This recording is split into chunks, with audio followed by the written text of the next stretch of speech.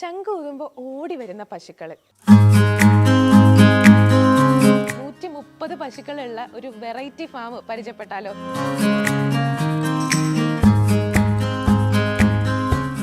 നാച്ചുറലായിട്ട് അവരുടെ അവകാശങ്ങൾ മനസ്സിലാക്കി അവരുടെ ഒപ്പം നമ്മൾ ജീവിക്കുക. ഈ ചാണകത്തിൽ മെഴുകിയാണ് നമ്മൾ കിടന്നിരുന്നത്. ഈ ചാണകം തെളിച്ചാണ് എല്ലാ അശുദ്ധി മാറ്റിയിരുന്നത്. പശുക്കൾക്ക് ആരോഗ്യം ഉണ്ടെങ്കിലാണ് നല്ല പാൽ അവർ തരുള്ളൂ. ആ പാലില് നമുക്ക് ആരോഗ്യം കിട്ടുള്ളൂ. എല്ലാവർക്കും ജീവിക്കാനുള്ള അവകാശം, ജീവജാലങ്ങൾക്ക് മാത്രമല്ല ചെടികൾക്ക് പോലും ജീവിക്കാനുള്ള അവകാശം ഈക്വലാണ്. നമുക്ക് ഇത്തിരി വക്രബുദ്ധി തന്നു എന്ന് വെച്ചാൽ എല്ലാം നശിപ്പിക്കാനും തകർക്കാനും ഉള്ളതല്ല. ഇപ്പൊ എല്ലാവർക്കും ഇതുപോലെ പശുക്കളെ വളർത്താൻ അപ്പൊ തുടങ്ങാല്ലേ? ഇങ്ങനെ പേടിക്കലടാ. എന്റെ ജോലിയല്ല ഈ പശു ഫാമും കാര്യങ്ങളും. ഞാൻ ദുബായിലെ ബിസിനസ്. അത് നമ്മൾ അവിടെ നിന്ന് ഗുജറാത്തിൽ നിന്ന് 12 ജാങ്കോ നീ അറിഞ്ഞ ഞാൻ പെട്ടു. ശംഖ് ഊതുമ്പോൾ ഓടി വരുന്ന പശുക്കൾ. സാധാരണ ഫാമുകളിലൊക്കെ പോലെ മൂക്കുകയർന്ന് ഇട്ടിട്ടല്ല കേട്ടോ ഇവിടുത്തെ ഫാമിലെ പശുക്കൾ ഉള്ളത്. ഇവിടുത്തെ പശുക്കൾ സ്വതന്ത്രരായിട്ട് ഗിർവനങ്ങളിലെ പോലെ ഇങ്ങനെ വിഹരിച്ച് നടക്കുകയാണ്. 130 പശുക്കളുള്ള ഒരു വെറൈറ്റി ഫാം പരിചയപ്പെട്ടാലോ? Welcome to movie world media. ഇന്ന് കുറച്ച് പശുക്കുട്ടികളുടെയൊക്കെ വിശേഷങ്ങളാണ്. ചേട്ടാ നമസ്കാരം. എന്ത് രസാന്നറിയോ ഇവിടെ നിൽക്കാൻ വേണ്ടിയിട്ട്. ഭയങ്കര രസാട്ടോ. നിങ്ങൾ ശരിക്കും പറഞ്ഞാൽ ആർക്കെങ്കിലും ഇങ്ങനെ കാണാനുള്ള എന്തെങ്കിലും ഒരു വകുപ്പുണ്ടെങ്കിൽ ആളുകൾ ആരെങ്കിലും വന്നൊന്ന് കാണിച്ചു കൊടുക്കണം എന്ന് ഞാൻ പറയുള്ളൂ. കാരണം ഇതൊക്കെ ആളുകൾ കാണണം. ഭയങ്കര രസമാണ്. ഈ ഒരു ഫാമാന്നും കൂടെ പറയാൻ പറ്റില്ല. കാരണം ഇവരുടെ പശുക്കൾ ശരിക്കും പറഞ്ഞാൽ നല്ല അടിപൊളിയായിട്ട് നല്ല സ്വതന്ത്രരായിട്ട് നടക്കുകയാണ്. നിങ്ങൾക്ക് നോക്കിക്കഴിഞ്ഞാൽ മനസ്സിലാവും. മൂക്കുകയറില്ല, പിന്നെ ശംഖ് വിളിച്ച് ഓടി വരും. എനിക്കത് ഭയങ്കര ഇഷ്ടമായിട്ടോ. ഇപ്പൊ ഈ മൂക്കയറില്ല എന്ന് പറയണില്ലേ, അതെന്തുകൊണ്ടാ അങ്ങനെ? നമ്മളുടെ തന്നെ മൂക്കിൽ ഒരു വള്ളിയിട്ട് വലിച്ചിട്ട് 2 സൈഡിലും വലിച്ചു കെട്ടുകയാണെങ്കിൽ എങ്ങനെ ഇരിക്കും? ബുദ്ധിമുട്ടായിരിക്കും. ആ ബുദ്ധിമുട്ട് അവർക്ക് പറയാൻ അറിയാത്തത് കൊണ്ടാണല്ലോ അവർ പറയാത്തത്. അതെ. അപ്പൊ അതിനെ നമ്മൾ ചൂഷണം ചെയ്യരുത്. അതെ അതെ അതെ. ഓക്കെ, അവർക്കും ജീവിക്കാനുള്ള അവകാശം. ഓരോരുത്തർ വരുന്ന നോക്കി, അവർക്കും ഈ ലോകത്ത് ജീവിക്കാൻ നമ്മളെ പോലെ തന്നെ ഇവർക്കും അവകാശമുണ്ട്. വന്നോ എല്ലാവർക്കും ജീവിക്കാനുള്ള അവകാശം. ജീവജാലങ്ങൾക്ക് മാത്രമല്ല ചെടികൾക്ക് പോലും ജീവിക്കാനുള്ള അവകാശം ഈക്വലാണ്. നമുക്ക് ഇത്തിരി വക്രബുദ്ധി തന്നു എന്ന് വെച്ചാൽ എല്ലാം നശിപ്പിക്കാനും തകർക്കാനും ഉള്ളതല്ല. ഒരു മൂക്കിൽ കയറിട്ടിട്ട് വലിഞ്ഞു കീറി ഇങ്ങനെ നിൽക്കുന്ന പോത്തായാലും ശരി, പശു ആയാലും ശരി, അവരുടെ അവസ്ഥ എന്ന് ആലോചിച്ച് നോക്കൂ. അപ്പൊ ആ ശാപമൊക്കെ നമുക്ക് ഇനി ഏറ്റുതുടങ്ങി. ആ ഏൽക്കാതിരിക്കണമെങ്കിൽ കുറച്ചെങ്കിലും ഇങ്ങനെ ദ്രോഹിക്കാണ്ടിരിക്കുക. നാച്ചുറലായിട്ട് അവരുടെ അവകാശങ്ങൾ മനസ്സിലാക്കി അവരുടെ ഒപ്പം നമ്മൾ ജീവിക്കുക. അത് എല്ലാവരും ഒന്ന് പറഞ്ഞ് മനസ്സിലാക്കാൻ വേണ്ടിയാണ് നമ്മൾ ഈ സംഭവം ഇത്രയും ബുദ്ധിമുട്ടും കാര്യങ്ങളും ചെയ്ത് തുടങ്ങിയിരിക്കുന്നതും പശുക്കളെ വളർത്തുന്നതും. ഇത് ശരിക്കും പറഞ്ഞാലേ ഒരു നോർത്ത് ഇന്ത്യൻ ഫീൽ ഉണ്ട് ഇവിടെ വരുമ്പോ. അവരെങ്ങനെയോ അവിടെ ജനിച്ചു വളർന്ന അതേപോലത്തെ ഒരു സംഭവം ഇവിടെ സെറ്റപ്പ് ചെയ്യാണ് ശ്രമിക്കുന്നത്. നിങ്ങൾ അതുപോലെ ക്രിയേറ്റ് ചെയ്തതാണോ? അതെ, അങ്ങനെ ആക്കണം. അവരെവിടെയാണോ അവർക്ക് ഒന്നാമത് ഈ പശുക്കളെ നമ്മൾ ഒരിക്കലും നമ്മുടെ നാട്ടിൽ കൊണ്ടുവന്ന് ഇത്ര അധികം മഴയുള്ളപ്പോ നമ്മൾ പാലിക്കാൻ പാടില്ല. സംരക്ഷിക്കാനും മീൻസ് അവർക്ക് അവിടെയാണ് ഇഷ്ടം. ഇപ്പൊ നമ്മളെല്ലാം ബോംബെയിലൊക്കെ പോകുമ്പോ പനിയും അസുഖങ്ങളൊക്കെ വരുന്ന പോലെ ഇവർക്കും ആ കാലാവസ്ഥ ബുദ്ധിമുട്ടാണ്. പക്ഷെ ഇപ്പൊ നമ്മള് ഈ പശുവെല്ലാം ഇവിടെ ജനിച്ചതാണ്. ഇവരെല്ലാം ഇവിടെ ജനിച്ചു വളർന്ന പശുക്കളാണ്. അതുകൊണ്ട് ഈ കാലാവസ്ഥയോട് ഓക്കെ ആയി. ഇത് ഒത്തിരി അത്യാർത്തി കൊണ്ട് കൂടുതൽ പാല് കിട്ടാൻ വേണ്ടി നമ്മൾ അവിടെ ആ പശുക്കളെ കൊണ്ടുവരുന്നതാണ്. അത് ചെയ്യാൻ പാടില്ല. ഇവിടെ നമ്മളുടെ തനതായ പശുക്കൾ വെച്ചൂര്, കാസർഗോഡ് കുള്ളൻ അതൊക്കെ ഉണ്ട്. അതിന് മാത്രമേ വളർത്താൻ പാടുള്ളൂ. സാധാരണ ഞാൻ ഇപ്പൊ കേട്ടിട്ടുണ്ട് കേട്ടാ, എനിക്ക് അറിയാൻ പാടില്ല, പാലധികം കുടിക്കരുത് എന്ന് പറയും. നമുക്ക് ഒരുപാട് രോഗങ്ങൾ വരുന്ന പറയാ. അത് ചേട്ടൻ കേട്ടിട്ടുണ്ടാവും മിക്കവാറും. പാല് അധികം കുടിക്കരുതെന്ന് പറയുന്നത് പാലല്ലാത്തത് കൊണ്ടാണ്. ആ സംഭവം ക്രോസ് ബ്രീഡ് പശുക്കളുടെ പാലിനെ കുറിച്ചാണ് ഈ പറയുന്നത്. പാലധികം കുടിക്കരുത്. ഈ പശുക്കൾ ഇത്ര വലിയ പശുക്കളായാലും നമുക്ക് 3-2.5 ഒക്കെ ലിറ്റർ പാലേ കിട്ടുന്നുള്ളൂ. ഇവരുടെ പാല് കുടിച്ചു കഴിഞ്ഞാൽ ഒരുമാതിരി അസുഖങ്ങൾക്ക് മരുന്നാണത്. അതെ അതെ. ഇതിന്റെ പാലല്ല കുടിക്കരുതെന്ന് പറയുന്നത്. ക്രോസ് ബ്രീഡ് ഈ ഹമ്പില്ലാത്ത പശുക്കളുടെ പാലാണ്. ഇതിന് സൂര്യനാടിയും സംഭവങ്ങളൊക്കെ ഉണ്ട്. സൂര്യനിൽ നിന്നും പ്രകൃതിയിൽ നിന്നും ചന്ദ്രനിൽ നിന്നും പല സംഭവങ്ങളും ഇനി കണ്ടെത്താത്ത പലതും നമ്മുടെ ശരീരത്തിലും നമുക്ക് ആവശ്യമുള്ളത് എല്ലാം വലിച്ചെടുത്ത് നമുക്ക് പാലിക്കൂടെയും ഗോമൂത്രവും ചാണകത്തിൽ കൂടെ ഒക്കെ നമുക്ക് കിട്ടുന്നു. അപ്പൊ അത് മനസ്സിലാക്കാൻ ഇനി എത്രയോ സമയങ്ങൾ കിടക്കുന്നു. ഇനി നമുക്ക് എല്ലാം മനസ്സിലാക്കാൻ പറ്റില്ലല്ലോ. സാധാരണ പശു ഫാമിലൊക്കെ പോയി കഴിഞ്ഞാൽ ഭയങ്കര സ്മെല്ലും അല്ലെങ്കിൽ ചാണകത്തിന്റെ സ്മെല്ലൊക്കെ കൊണ്ട് മിക്കപ്പോഴും നമുക്ക് നിൽക്കാനേ പറ്റാറില്ല. സ്മെല്ല് കൊടുക്കുന്ന ഫുഡും വളർത്തുന്ന ബ്രീഡും അനുസരിച്ചാണ്. ഈ പശുക്കൾക്ക് നല്ല ഫുഡ് മാത്രമേ കൊടുക്കൂ. പണ്ട് ചാണകം മെഴുകി, ഈ ചാണകത്തിൽ മെഴുകിയാണ് നമ്മള് കിടന്നിരുന്നത്. ഈ ചാണകം തെളിച്ചാണ് എല്ലാ അശുദ്ധി മാറ്റിയിരുന്നത്. മനസ്സിലായോ? അപ്പൊ അത് നമ്മള് എല്ലാവരെയും ഒന്ന് പറഞ്ഞ് മനസ്സിലാക്കുക. എല്ലാവരും മനസ്സിലാക്കണമല്ലോ. അയ്യോ കണ്ടില്ലല്ലോടി മുറിഞ്ഞിരിക്കുന്നു. മുറിഞ്ഞിരിക്കുന്നുണ്ട്. അത് ചിലപ്പോ എനിക്ക് തോന്നുന്നു അങ്ങോട്ടും ഇങ്ങോട്ടുള്ള മൽപ്പിടുത്തത്തിൽ വന്നതായിരിക്കും. തരാട്ടാ. മക്കളെ പോലെയാണ് ശരിക്കും നോക്കണേന്ന് തോന്നണല്ലേ? അതെ തീർച്ചയായിട്ടും. ഇത് ചേട്ടൻ എങ്ങനെ ഈ ഒരു ഫാം തുടങ്ങാന്ന് വിചാരിച്ചേ? ഫാം തുടങ്ങിയത് നമുക്ക് നാടൻ പശുക്കൾ, നമ്മള് വൈറ്റ് റെവല്യൂഷനും ഗ്രീൻ റെവല്യൂഷനും മുമ്പുള്ള പശുക്കളെയും വിത്തുകളെയും ഒക്കെ സംരക്ഷിക്കാൻ വേണ്ടിയിട്ട് ഇറങ്ങി പുറപ്പെട്ടിരിക്കുകയാണ്. അല്ലാതെ ഇപ്പൊ നമുക്ക് പഴയ വിത്തും പഴയ പശുക്കളും ഒന്നും ഇല്ലാതായി. അപ്പൊ അതുകൊണ്ട് ഉള്ളതിനെ സംരക്ഷിച്ച് കുഞ്ഞുമക്കൾക്ക് വേണ്ടി അവർക്ക് ഇമ്മ്യൂണിറ്റി ഉണ്ടാവാൻ ഇവരൊക്കെ ഇവിടെ ഈ ലോകത്ത് വേണം. അത് മനസ്സിലാക്കിയത് കൊണ്ടാണ് നമ്മൾ ഈ നാടൻ പശുവിന്റെ ഫാമിലേക്ക് ഇറങ്ങി തിരിച്ചിരിക്കുന്നത്. ഇപ്പൊ ചേട്ടൻ പറയണത് ഇവിടത്തെ ഈ ഒരു പാല് കുടിച്ചു കഴിഞ്ഞാൽ വേറെ രോഗങ്ങളോ കാര്യങ്ങളോ ഒന്നും വരില്ല, ഇമ്മ്യൂണിറ്റി പവർ ഉണ്ടാവുന്നാണ് പറയുന്നത്. അത് എങ്ങനെയാ ബാക്കിയുള്ളവരിലേക്ക് എത്തിക്കുന്നതൊക്കെ? ഇപ്പൊ നമുക്ക് കേരളത്തിലെ സംഭവം എന്ന് പറഞ്ഞാൽ വളരെ കുറച്ച് നാടൻ പശുക്കളേ ഉള്ളൂ, കുറച്ച് പാലേ കിട്ടുള്ളൂ. പക്ഷെ എല്ലാവർക്കും ഒരു കുഞ്ഞു പശുവിനെ വളർത്താം. അതിന് നമ്മൾ പശുവിനെ വളർത്തുന്നു കേൾക്കുമ്പോൾ എല്ലാവർക്കും പേടി, അയ്യോ ചാണം വരണം, അയ്യോ പുല്ല് വെട്ടാൻ പോകണം, അതിനൊന്നും ആവശ്യമില്ല. ഇപ്പൊ ഒരു സാധാരണ ഒരു വീടുള്ളവർക്ക് കാർ പോർച്ചിൽ ഒരു നാടൻ പശുവിനെ വളർത്താം. അതിന്റെ പാല് 1/2 ലിറ്ററോ 1 ലിറ്ററോ നമ്മുടെ കുഞ്ഞുമക്കൾക്ക് കൊടുത്താൽ വേറെ എന്ത് കൊടുക്കുന്നതിലും ഏറ്റവും നല്ല സംഭവം അതായിരിക്കും. ഇപ്പൊ എല്ലാവർക്കും ഇതുപോലെ പശുക്കളെ വളർത്താൻ പറ്റൂലല്ലോ. എല്ലാവർക്കും പറ്റണം.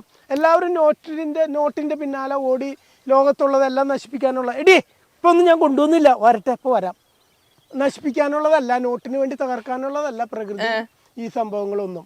അത് ഇനിയും നമ്മുടെ കുഞ്ഞുമക്കളും അവരുടെ മക്കളൊക്കെ ഈ ലോകത്ത് ജീവിക്കാനും മറ്റു ജീവജാലങ്ങൾക്കും ജീവിക്കാനായിട്ട് വിടുക. ഈ നോട്ട് ഒന്നിനും വേണ്ടി തികയില്ല. എന്തോരം നോട്ട് ഉണ്ടായാലും കാര്യമില്ല. അപ്പൊ നോട്ടല്ല നമുക്ക് ആവശ്യം, ഇമ്മ്യൂണിറ്റി ഉള്ള ആരോഗ്യമുള്ള കുട്ടികൾ, ആരോഗ്യമുള്ള ശരീരത്തില് അസുഖങ്ങൾ ഉണ്ടാവില്ല. മനസ്സിലായി? നമ്മൾ പറയും വിദ്യാധനം സർവ്വധനാൽ പ്രധാനം എന്ന് പറയുമല്ലോ. പക്ഷെ ആരോഗ്യമില്ലാത്തവർക്ക് ഈ വിദ്യയൊക്കെ എവിടെ കെട്ടിവെക്കും നമ്മള്? അപ്പൊ ആരോഗ്യം. ഇപ്പൊ ഈ 130 പശുക്കളുണ്ട് ചേട്ടന്, ഇത് ലാഭത്തിലാണോ പോണേ? വളരെ നഷ്ടത്തിലാണ്. ലാഭം എന്ന് പറയുന്നത് ഞങ്ങളൊക്കെ ആരോഗ്യത്തോടെ ജീവിച്ചിരിക്കുന്നതാണ് ഏറ്റവും വലിയ ലാഭം. പൈസ നോക്കുകയാണെങ്കിൽ നഷ്ടത്തിലാണ്.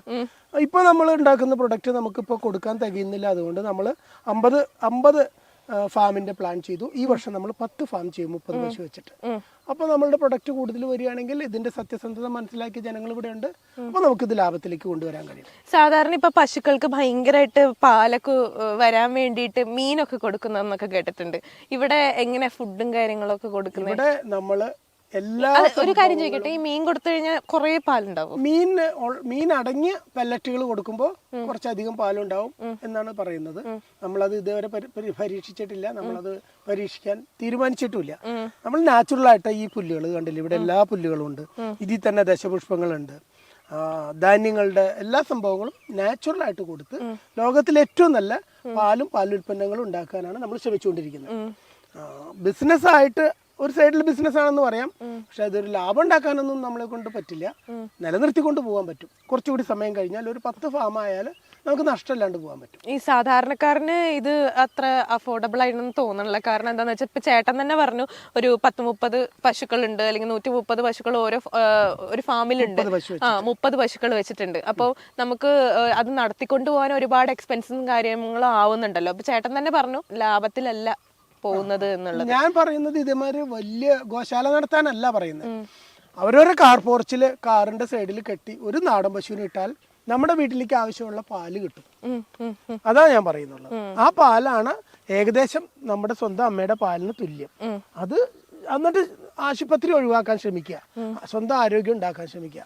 അല്ലാതെ അവസാന നിമിഷം എല്ലാവരും ICUയിൽ പോയി കിടക്കാണ്ടിരിക്കാൻ വേണ്ടിയിട്ടാണ് നമ്മൾ പ്രാർത്ഥിക്കുന്നത്, അത് ശ്രമിക്കുന്നതും. അപ്പോൾ അത് ആരൊക്കെ ഉൾക്കൊള്ളുന്നുണ്ടെന്ന് നമുക്കറിയില്ല, ആരൊക്കെ മനസ്സിലാക്കുന്നുണ്ടെന്ന് നമ്മളറിയില്ല. എന്റെ ജോലിയല്ല ഈ പശു ഫാമും കാര്യങ്ങളും. ഞാൻ ദുബായിൽ ബിസിനസ് ചെയ്യാണ്. അപ്പോൾ ഇതിപ്പോ ഈ സംഭവം മാസത്തിൽ 2 പ്രാവശ്യമൊക്കെയാണ് ഞാൻ വരുന്നത്.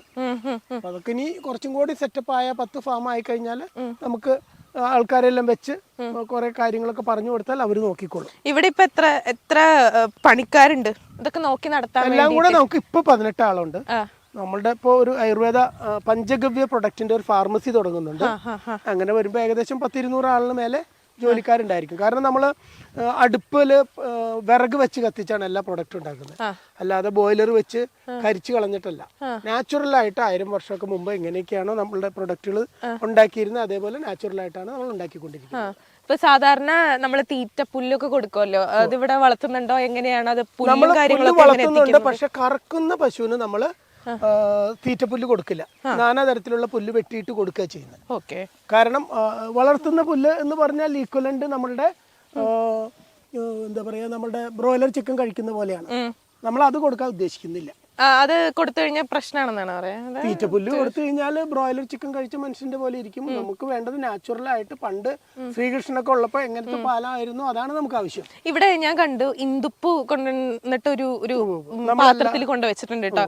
അത് എനിക്ക് തോന്നുന്നു പശുക്കൾ ഇങ്ങനെ നക്കി നക്കി നക്കി എടുത്തോണ്ടിരിക്കും. നമ്മളൊരു അതുകൊണ്ടുള്ള ഗുണം എന്താ? 40 കിലോന്റെ വലിയ ഇന്ദുപ്പിന്റെ കട്ട കൊണ്ടുവന്ന് വെക്കുക ചെയ്യുന്നത്. അപ്പൊ അതിലേക്ക് അത് അവർ നക്കി തന്നെ ആവശ്യം വരുമ്പോൾ വന്ന് തന്നെ നക്കി തിന്നും. പിന്നെ നമ്മൾ ആര്യവേപ്പിന്റെ ഇല കൊടുക്കും. അതിൽ കൂടെയൊക്കെയാണ് നല്ല പാലും നല്ല ആരോഗ്യം ഉണ്ടാവുള്ളൂ. ഈ ആര്യവേപ്പിന്റെ ഇല കൊടുക്കുമ്പോ കുറച്ച് പാല് കുറയുന്ന ചേട്ടൻ ഇങ്ങനെ എവിടെയോ പറഞ്ഞ് ഞാൻ കേട്ടിട്ടുണ്ട്.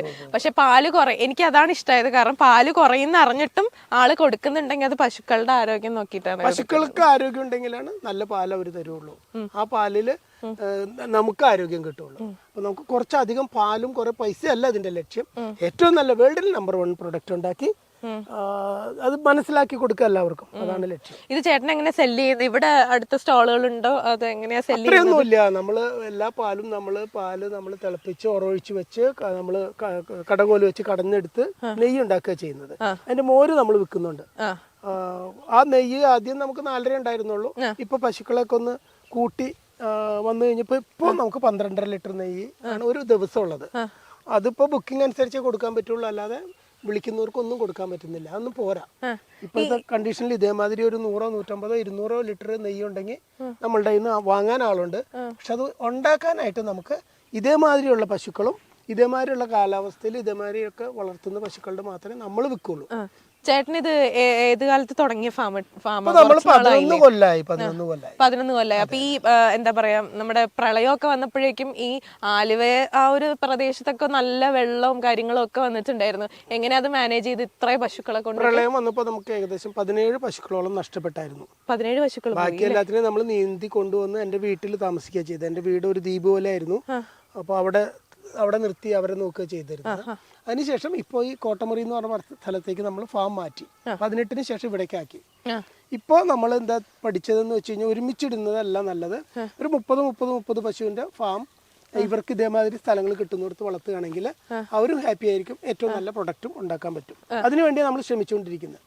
നമുക്ക് പ്രൊഡക്റ്റ് ഈ പറഞ്ഞ പോലെ നെയ്യും പാലും ഓർഡർ ഉണ്ടെങ്കിലും കൊടുക്കാൻ പറ്റാത്തത് നമ്മൾ വേറെ വേണ്ടാത്ത സംഭവങ്ങളൊന്നും കൊടുക്കാൻ ഉദ്ദേശിക്കുന്നില്ല. പൈസ അല്ല അതിന്റെ പിന്നിൽ, നല്ല പ്രൊഡക്റ്റ് എല്ലാവരിലും എത്തിക്കാനാണ് ശ്രമിച്ചുകൊണ്ടിരിക്കുന്നത്. ഇവിടെ കുട്ടികൾ കുടിച്ചു കഴിഞ്ഞിട്ടുള്ള പാല് മാത്രം നിങ്ങൾ എടുക്കുള്ളൂ അല്ലേ? അതെ, കുട്ടി കുടിച്ച അതിന്റെ അമ്മയുടെ കുട്ടി കുടിച്ചിട്ട് ബാക്കിയുള്ളതേ നമ്മൾ കറന്നെടുക്കുന്നുള്ളൂ. ഇപ്പോ ഈ ക്രോസ് ബ്രീഡുകൾ ഉണ്ടല്ലോ, ആ ഒരു ബ്രീഡുകളിലും ഈ ഒരു ഗിർ പശുക്കളിലും നമ്മൾ എന്തൊക്കെ വ്യത്യാസങ്ങളുണ്ട്? ക്രോസ് ബ്രീഡ് പശു എന്ന് പറയുമ്പോൾ ഞാൻ വിശ്വസിക്കുന്നത് ദൈവത്തിന്റെ സൃഷ്ടിയല്ല, ഉണ്ടാക്കിയ പശുക്കളാണ്. അപ്പൊ ഇത്രയും വലിയ സയന്റിസ്റ്റുകൾ എന്തിനാ പശുവിനെ ഉണ്ടാക്കിയത്? വൈക്കോലും പുല്ലും കുറച്ച് പിണ്ണാക്ക് ഇട്ട് കൊടുത്തിട്ട് പാല് വരുന്ന ഒരു മെഷീൻ ഉണ്ടാക്കണമായിരുന്നു അവര്. അതവർ ചെയ്തില്ലല്ലോ. അപ്പോൾ കുറെയൊക്കെ ദൈവത്തിലേക്കൂടെയൊക്കെ നമുക്ക് ആരോഗ്യം കാര്യങ്ങളും നിലനിർത്താൻ കഴിയുള്ളൂ. അതാണ് നമ്മൾ പിന്തുടരാൻ ശ്രമിക്കുന്നത്. നമ്മൾ വേറെ പുറത്തുനിന്ന് ഒന്നും വാങ്ങിച്ച് സെയിൽ ചെയ്യാൻ ഉദ്ദേശിക്കുന്നില്ല.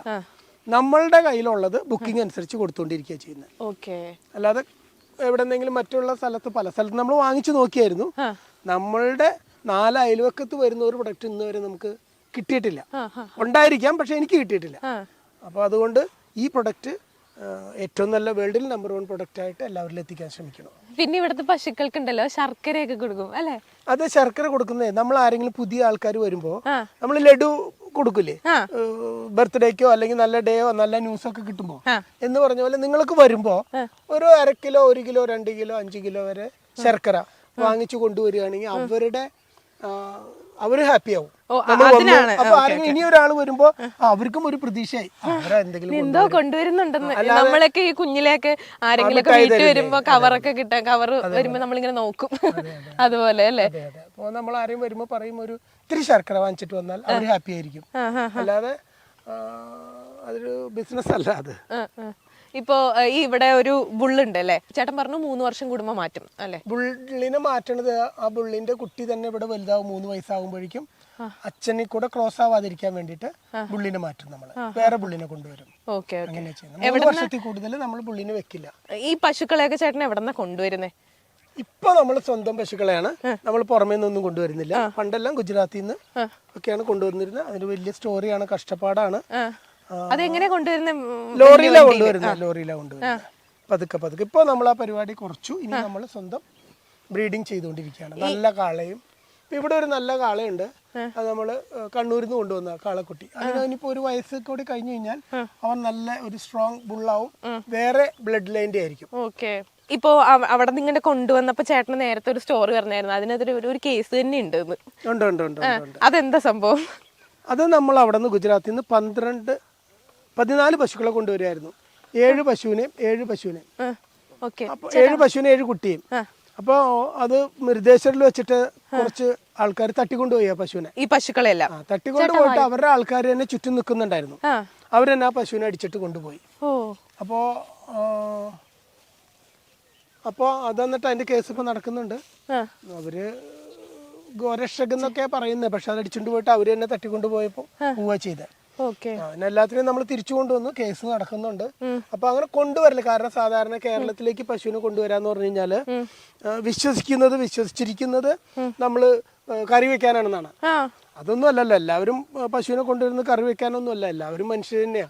അപ്പൊ അങ്ങനെ കേരളക്കാരെ ഒന്നടക്കം ആരെയും ഞാൻ പറയാൻ സമ്മതിക്കില്ല. നമ്മൾ ഇവിടെ പശുക്കളെ വളർത്തുന്നു, ഗോശാല ചെയ്യുന്നു, നെയ്യ് ഉണ്ടാക്കുന്നു, നെയ്യ് പഴകാൻ വെക്കുന്നു, അതൊക്കെ ചെയ്യുന്നവരാണ്. ഇപ്പൊ അവരൊക്കെ അത് മനസ്സിലാക്കി തുടങ്ങി. അപ്പോ അങ്ങനെ ഒരു സംഭവം കൂടി ഉണ്ട് അവിടെ. ചേട്ടൻ അങ്ങനെ എന്താ പറയാ, ഇപ്പൊ മലയാളികൾ എന്നൊക്കെ പറഞ്ഞു കഴിഞ്ഞാൽ പൊറോട്ടയും ബീഫ് എന്നൊക്കെ പറഞ്ഞാൽ അവർക്കൊരു വികാരമാണ്. അപ്പൊ ചേട്ടൻ അങ്ങനെ ബീഫ് കഴിക്കില്ല, അങ്ങനെ എന്തെങ്കിലും ഒക്കെ ഉണ്ടോ? അയ്യോ, ഞാൻ കഴിക്കാത്ത ഒന്നുമില്ല. എന്നെ തിരിച്ചു കടിക്കാത്ത എന്തും ഞാൻ കഴിക്കും, കുറച്ചൊക്കെ. അത് വെച്ചിട്ട് അങ്ങനെ കുഴപ്പങ്ങളൊന്നുമില്ല. ഇപ്പൊ ഈ പശുവിന്റെ ഇറച്ചി തിന്നാൻ പാടില്ല എന്നാണ് ഞാൻ വിശ്വസിക്കുന്നത്. അതിലെന്തൊക്കെയോ നമ്മുടെ ശരീരത്തിന് ബുദ്ധിമുട്ടുകൾ ഉണ്ടാക്കുന്നതൊക്കെ എവിടേക്കോ ഞാൻ വായിച്ചിട്ടുണ്ട്.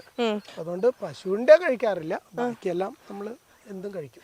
ഇപ്പോ BJP ആയി കഴിഞ്ഞു കഴിഞ്ഞാൽ ബീഫ് കഴിക്കില്ല എന്നൊക്കെ പറഞ്ഞിട്ട് ആളുകളെ കളിയാക്കാറൊക്കെ ഉണ്ട്. അപ്പൊ ചേട്ടൻ ഇങ്ങനെ പശുക്കളോടുള്ള സ്നേഹമൊക്കെ കാരണം ആളുകൾ അങ്ങനെ എന്തെങ്കിലുമൊക്കെ പറഞ്ഞ് കളിയാക്കാറുണ്ടോ? ഇല്ല, അത് അങ്ങനെയൊന്നുമില്ല. അവരും മീൻസ് BJP-ക്കാരെല്ലാവരും ബീഫ് കഴിക്കാത്തവരൊന്നുമല്ല. എല്ലാ BJP-ക്കാരിലും എല്ലാവരും കഴിക്കുന്നില്ലെങ്കിലും എല്ലാവരും സാധാരണ മനുഷ്യരെ പോലെ കഴിക്കുന്ന എല്ലാവരും കഴിക്കുന്നുണ്ട്. BJP-ക്കാര് ബീഫ് കഴിക്കില്ല എന്നൊന്നും ഞാൻ വിശ്വസിക്കുന്നില്ല. എല്ലാരും അല്ല, ഞാൻ പറഞ്ഞ കളിയാക്കിക്കോട്ടെ. അതിപ്പോ ആരെയാ കളിയാക്കാത്ത? ആ പെട്ടെന്ന് വരുന്ന ഒരു എന്തോ മനസ്സിൽ വന്നു, ഞാൻ എല്ലാവരും മുന്നിൽ ഷൈൻ ചെയ്യണമെന്നും പറഞ്ഞിട്ട് വരുന്ന വാചകങ്ങളാണത്. അത് അവര് തന്നെ പിന്നീട് തിരിച്ച് അവർക്ക് മനസ്സിലാവുമ്പോൾ അവരത് തിരിച്ചു പറയുന്നില്ല എന്നേ ഉള്ളൂ. അവർക്ക് മനസ്സിലാവുന്നുണ്ട്, നന്മ ചെയ്യുന്നതൊക്കെ അവർക്ക് മനസ്സിലാക്കാനുള്ള കഴിവുണ്ട്. അപ്പോ ഈ ഒരു ഫാമൊക്കെ ഇനി എങ്ങനെ കൊണ്ടുപോകണം എന്നാ ചേട്ടന്റെ ആഗ്രഹം? ഇനി കുറച്ച് പ്ലാൻസും കാര്യങ്ങളൊക്കെ ഉണ്ടോ? ഞാൻ ഈ ഫാം ഇപ്പൊ ഈ വർഷം നമ്മളിപ്പോ 3ാമത്തെ ഫാം സ്റ്റാർട്ട് ചെയ്യണു. ഈ വർഷം നമ്മൾ 10 ഫാം ചെയ്യുന്നുണ്ട്.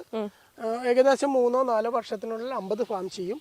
കേരളത്തിന്റെ എല്ലാ ഭാഗങ്ങളിലും ഈ പശുക്കളെ വളർത്തി അവിടെയുള്ള ഓരോരുത്തരെ ഏൽപ്പിച്ചു കൊടുക്കാനാണ് ഉദ്ദേശിക്കുന്നത്. എത്ര ആവുമെന്ന് എനിക്കറിയില്ല. എനിക്കിപ്പോ എന്റെ ബിസിനസ് അവിടെ ഉണ്ട്, അതും കളഞ്ഞിട്ടാണ് ഞാൻ ഈ ഓടി വരുന്നത്. അവിടെ നിന്ന് എന്തെങ്കിലും കിട്ടിയിട്ട് വേണം ഇവിടെ ചെലവാക്കാൻ. അപ്പോ നോക്കാം എന്താണ് ഇനി. മോനൊക്കെ വന്നു കഴിഞ്ഞാൽ, മോൻ പഠിക്കുകയാണ്, പാരീസിൽ പഠിക്കുകയാണ്. അവൻ വന്നു കഴിഞ്ഞാൽ അവിടെ എല്ലാം നോക്കുകയാണ്. മോനും മോളും ദുബായിൽ നോക്കുകയാണെങ്കിൽ 100% ഞാൻ ഇവിടെ തന്നെ നിൽക്കാൻ ഇഷ്ടപ്പെടുന്നത്. അപ്പൊ എക്സ്പോർട്ടിങ്ങും കാര്യങ്ങളൊക്കെ ആണല്ലോ. അപ്പൊ ഇവിടെയുള്ള ആൾക്കാർക്കും നല്ല പാല് കിട്ടണം, അല്ലെങ്കിൽ നല്ല നെയ്യ് കിട്ടണം, പാലുൽപ്പന്നങ്ങൾ കിട്ടണം എന്നുള്ള രീതിയിൽ ചേട്ടൻ എപ്പോഴെങ്കിലും ചിന്തിച്ചിട്ടുണ്ടോ? എനിക്ക് എക്സ്പോർട്ടിനോടല്ല താല്പര്യം. ഞാൻ പറഞ്ഞു നോട്ടിനോടല്ല. കേരളത്തിലെ എല്ലാവരിലും നല്ല പ്രൊഡക്റ്റുകൾ എന്തൊക്കെയാണോ അവരെത്തിക്കുക, അത് എന്നെ കൊണ്ടാവുന്ന വിധത്തിൽ അവർക്കൊരു മെസ്സേജ് കൊടുക്കുമ്പോൾ അവർ മനസ്സിലാക്കും നമ്മൾ ഈ കഴിക്കുന്നതല്ല, വേറെ എന്തൊക്കെയാണ് നമ്മുടെ കുഞ്ഞുങ്ങൾക്ക് ആവശ്യം, അവരുടെ ഇമ്മ്യൂണിറ്റിക്ക് എന്താണ് അതാണ് കൊടുക്കേണ്ടത്. അത് മനസ്സിലാകും. നമ്മൾ പതുക്കെ ചെയ്യുമ്പോൾ ഒരു 10 ഫാം കഴിയുമ്പോൾ അവർക്ക് മനസ്സിലാവും ഇത് കഴിച്ചാൽ ഇന്ന ഹോസ്പിറ്റലിൽ ഒഴിവാക്കി നമുക്ക് ജീവിക്കാൻ പറ്റും. ഹോസ്പിറ്റലിൽ കൊടുക്കുന്ന പൈസയുടെ 1% നല്ല ഫുഡിന് ചെലവാക്കിയാൽ ഹോസ്പിറ്റലിൽ കൊടുക്കുന്നത് ഒഴിവാക്കാൻ പറ്റും. 1% നല്ല ഫുഡിന് വേണ്ടി. ചേട്ടൻ പറഞ്ഞാൽ ശരിക്കും ഒരു വീട്ടില് ഒരു പശുവെങ്കിലും വേണം എന്നുള്ള രീതി. ചെറിയൊരു പശു എല്ലാ വീട്ടിലും ഉണ്ടെങ്കിൽ, ഇപ്പൊ ചില ഫ്ലാറ്റിൽ താമസിക്കുന്ന അടുത്ത വീട്ടിൽ ഇത് അവൈലബിൾ ആവുമല്ലോ നല്ല സാധനം. അതാണ് വേണ്ടത്. പണ്ട് അങ്ങനെ ആയിരുന്നു. ഇപ്പൊ ജനപ്പെരുപ്പം കാരണം ഇപ്പോഴത്തെ ഈ പറഞ്ഞ നമ്മൾ വായിക്കുന്നതും കാണുന്നതൊക്കെ എന്തൊക്കെയോ ആണ്. അത് ഈ പറഞ്ഞ ആൾക്കാര് അറിവുള്ളവരൊന്നും ആയിരിക്കില്ല പലതും പറയുന്നത്. അറിവില്ലാത്തവർ പറയുന്നത് കേട്ട് പലതും നമ്മൾ പഠിച്ചു വെച്ചിരിക്കുകയാണ്.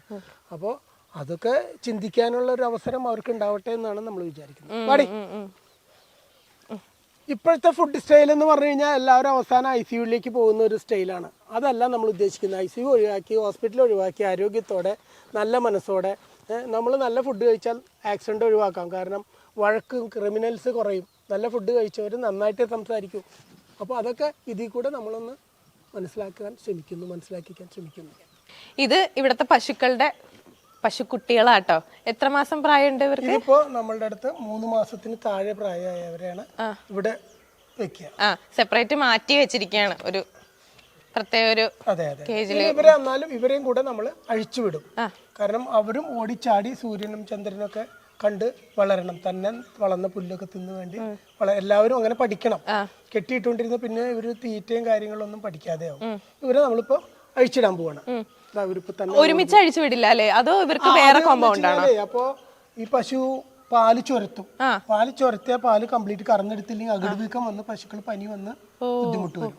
അപ്പൊ അതുകൊണ്ട് 2 പ്രാവശ്യം നമ്മൾ കറക്കുന്നതിന് മുമ്പ് അരമണിക്കൂർ മുമ്പ് അമ്മയുടെ അടുത്ത് വിടും. അപ്പൊ അവർ വയറ് നിറച്ച് കുടിച്ചതിന് ശേഷം ബാക്കിയുള്ള പാല് കറന്നെടുക്കും. അല്ല ഒരുമിച്ച് എപ്പോഴും വിടാറില്ല? ഇല്ല. അപ്പൊ ഇവർക്ക് എന്താ പറയാ, ഒരുമിച്ച് അങ്ങനെ ഇതുവരെ വിട്ടു നോക്കിയിട്ടുണ്ട് എപ്പോഴെങ്കിലും? പിന്നെ എല്ലാ എക്സ്പീരിയൻസ് ചെയ്തിട്ട് ഇപ്പൊ ഇങ്ങനെ പഠിച്ച് നമ്മൾ ഇങ്ങനെ ചെയ്തോണ്ടിരിക്കും. ഓരോ പ്രാവശ്യം ഇങ്ങനെ മാറ്റിക്കൊണ്ടേയിരിക്കും. 2 നേരം അവർക്ക് പാല് കുടിക്കാൻ ചാൻസ് കൊടുക്കുള്ളൂ. അല്ലെങ്കിൽ പശു ചൊരത്തി കഴിഞ്ഞാൽ ആ ചൊരത്തിയ പാല് തിരിച്ച് കറന്നെടുത്തിരിക്കണം, അല്ലെങ്കിൽ അകിട് വെക്കണ്ടാവും. ഇവർക്കാണ് കേട്ടോ നമ്മൾ ശർക്കരയൊക്കെ കൊടുക്കണ്ടേ അല്ലേ?